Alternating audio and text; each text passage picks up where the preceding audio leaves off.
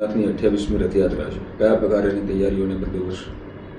આપણા સાબરકાંઠા જિલ્લામાં ભગવાન જગન્નાથજીની અષાઢી બીજ નિમિત્તે ટોટલ 4 રથયાત્રા નીકળવાની છે, જેમાં સૌથી મોટી જે છે એ ઈડર ખાતે નીકળવાની છે.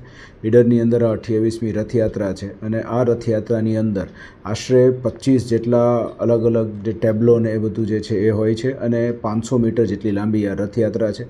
આ રથયાત્રા 5 કિલોમીટર લાંબા રૂટ ઉપર થઈને આખા ઈડર શહેરની અંદર ભગવાન જગન્નાથજીના આશીર્વાદ વિખેરતી નીકળે છે.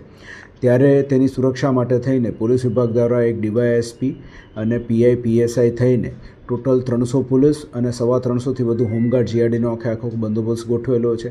45થી વધારે બોડી વોર્ન કેમેરા છે. તે ઉપરાંત ખાનગી વિડીયોગ્રાફર 10 જેવા રાખ્યા છે અને એક આ વર્ષે ડીવાયએસપી હેડક્વાર્ટર દ્વારા જે છે એ Netram command and control centre જે હિંમતનગર ખાતે આવેલો છે, ત્યાં આ યાત્રાનું લાઈવ મોનિટરિંગ કરવામાં આવશે અને કંઈ પણ કોઈ જગ્યાએ ક્યાંય ટ્રાફિક પોઈન્ટ કે ચોકઅપ પોઈન્ટ થતો હોય તો એનું આપણને લાઈવ ફીડબેક આપી અને એ પ્રમાણે આ રથયાત્રાનું મૂવિંગ પાર્ટ આપણે કંટ્રોલ કરીશું.